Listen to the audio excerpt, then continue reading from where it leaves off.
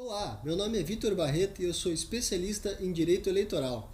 Seguindo com a nossa série de vídeos, hoje vamos falar sobre financiamento de campanha e gastos eleitorais, ou seja, tudo o que você precisa saber para apresentar uma correta prestação de contas no final da sua campanha eleitoral. Mas vamos lá, o que seria o financiamento de campanha? Primeiro, é importante destacar quais são as proibições do financiamento de campanha, ou seja, quem não pode doar. Primeiro, a pessoa jurídica, ela não pode doar para nenhum candidato ou pré-candidato, a pessoa de origem estrangeira e terceiro, pessoa física que exerça atividade comercial decorrente de permissão pública, como por exemplo, os taxistas.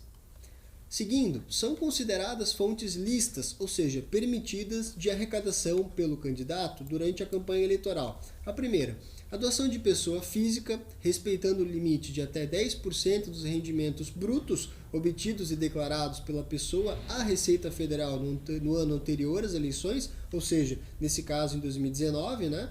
Recursos do próprio candidato, não podendo ultrapassar 10% do limite do gasto estabelecido para o cargo em que ele concorre, recursos arrecadados por meio da famosa vaquinha virtual, que nós já analisamos no nosso último vídeo também, recursos arrecadados por meio da página de internet do partido ou do candidato durante o período de campanha, doações de outros partidos ou candidatos, doações de bens, serviços estimáveis em dinheiro, recursos provenientes do fundo partidário eleitoral, que nós sabemos que nesse ano de 2020 é generoso, e recursos provenientes do Fundo Especial de Financiamento de Campanha, que nós chamamos de FEFC, FEFC, né, que são aquele fundo especial aprovado pelo Congresso para que os candidatos possam usar aí no ano 2020. Mas atenção, muita atenção agora. Até o limite de R$40 mil, os bens estimados em dinheiro doados por pessoa física não são isentos do limite referendado em 10% dos rendimentos brutos de pessoa física. Seguindo, os bens ou serviços estimáveis em dinheiros doados por pessoas físicas devem constituir produto do seu próprio serviço, de suas atividades econômicas e, no caso dos bens, deve integrar o seu patrimônio. Ou seja, você não pode pegar um bem de um terceiro e usar numa determinada campanha doando, né, ou emprestando, dizendo que aquele bem é seu. Os bens do próprio candidato, eles somente podem ser utilizados se comprovado que já integravam o seu patrimônio em período anterior ao pedido do registro de candidatura. Ou seja, eu não posso adquirir um patrimônio para usar na campanha eleitoral, dizendo que esse bem era meu, pelo fato da legislação eleitoral não permitir. Você só pode usar aquilo que já fora declarado no período anterior.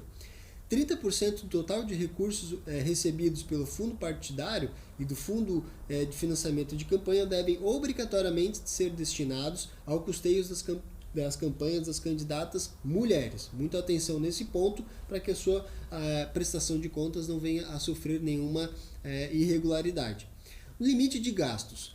O limite de gastos para o cargo de prefeito, vice-prefeito e vereador é o mesmo estabelecido para o pleito de 2016, porém atualizado pelo PCA. O TCE divulgará a listagem completa contendo os limites de gastos eleitorais de todos os municípios da federação. Então, pré-candidato ou candidato, fique atento aos limites do seu município.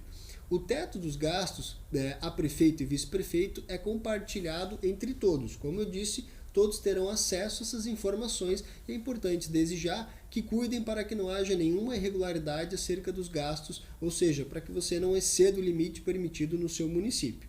Em relação aos gastos eleitorais, é importante a gente entender o que são gastos eleitorais, o que inclui na minha prestação de conta como gasto eleitoral, o que, quando vou gastar, preciso cuidar para que seja nominado como gasto eleitoral. Vamos lá.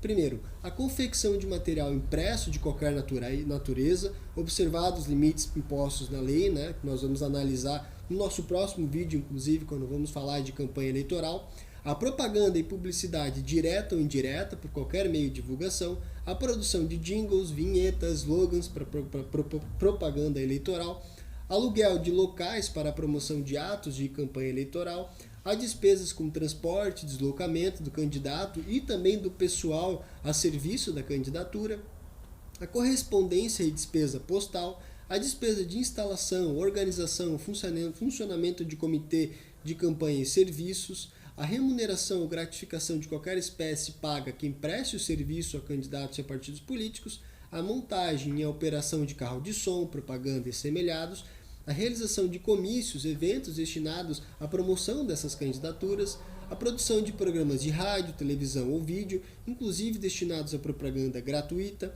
a realização de pesquisas ou testes pré-eleitorais, custo com a criação e inclusão de páginas de internet, com impulsionamento de conteúdos contratados diretamente de provedores da internet, multas aplicadas até as eleições, até o final das eleições, aos candidatos e partidos políticos por infração do disposto na legislação eleitoral, a doação para outros partidos políticos ou outros candidatos e a contratação relacionada a serviços de consultoria jurídica e de contabilidade que são obrigatórios numa campanha eleitoral. Então tudo isso que nós falamos agora são gastos eleitorais e vão entrar dentro da sua prestação de contas eleitoral, cujo dinheiro que pago desse serviço será da arrecadação realizada pelo candidato e outra parte do fundo partidário. Seguindo, são estabelecidos os seguintes limites com relação ao total de gastos de campanha. Muito atenção nesse ponto, porque isso pode te prejudicar muito na sua prestação de contas eleitoral. Primeiro, a alimentação do pessoal que presta o serviço às candidaturas ou aos comitês eleitorais tem um limite de 10% do total de gasto da campanha. Veja que se você gastar além disso, você pode sofrer consequências na sua prestação de contas. Então é importante desde já que você saiba e tome esse cuidado. Além disso, o aluguel de veículos também tem uma limitação, que é 20% do gasto total da campanha. Existem limites numéricos relativos à contratação de pessoal, definidos a partir de uma relação proporcional entre o número de eleitores do município e também a partir de cada cargo em disputa. Então esse ponto é interessante também. Existe uma quantidade máxima de pessoas que você pode contratar para uma campanha eleitoral para que prestem serviços à campanha, e esse número vai de acordo com o número de eleitores do município. Então, o seu advogado ou a pessoa que trabalha com você nessa campanha pode te assessorar nesse ponto para que você descubra aí no seu município qual a quantidade de pessoas que você pode contratar para fazer esse trabalho durante a campanha eleitoral. O que não é considerado gasto eleitoral? Não é considerado gasto eleitoral o combustível e a manutenção do veículo usado pelo candidato durante a sua campanha. Isso foi uma mudança interessante na legislação eleitoral. Não é gasto eleitoral a remuneração, a alimentação e hospedagem do condutor do veículo que presta serviço para o candidato, no caso, ou que trabalha com a pessoa física que está se lançando como candidata, alimentação e hospedagem própria do candidato e o uso de linhas telefônicas registradas em seu nome como pessoa física até o limite de 3 linhas telefônicas. Ou seja, eu também não posso sair contratando linha telefônica sob pena de também sofrer consequências na minha prestação de contas. E atenção novamente, como os gastos acima não são considerados despesas eleitorais, não podem ser pagos com fundo partidário e nem com fundo especial de financiamento de campanha, bem como também não são sujeitos à prestação de contas. Se você utilizar o fundo partidário ou então o fundo especial de financiamento de campanha para pagar esse tipo de despesa, você pode sofrer graves consequências, inclusive não só da ordem eleitoral, mas da ordem criminal também. Então, muito cuidado nesse ponto. Temos também a questão dos recibos eleitorais. Mas o que são recibos eleitorais? Os recibos eleitorais, eles são comprovantes dos gastos realizados pelos candidatos e devem ser utilizados na sua prestação de contas. O recibo eleitoral deve ser emitido, em regra, para a arrecadação de todos os recursos, financeiros ou estimáveis em dinheiro, devendo ser emitidos em ordem cronológica e de acordo com o recebimento das doações. Também, nesse caso, estamos tratando dos recibos eleitorais relacionados às doações. Quando alguém faz uma doação, outra pessoa emite um recibo eleitoral para comprovar que aquela doação foi realizada.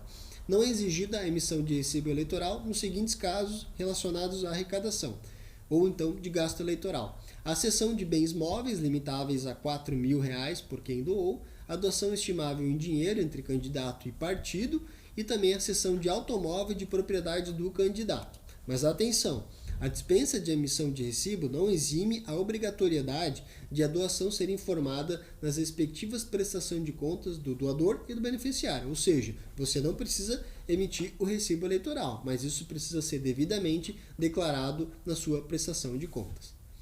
Então é isso, eu agradeço pela atenção de todos. No próximo vídeo nós vamos falar sobre campanha eleitoral. Você vai saber tudo o que você pode e o que você não pode fazer durante o período de campanha eleitoral. Não esqueça de curtir, compartilhar e se inscrever em nosso canal. Até logo!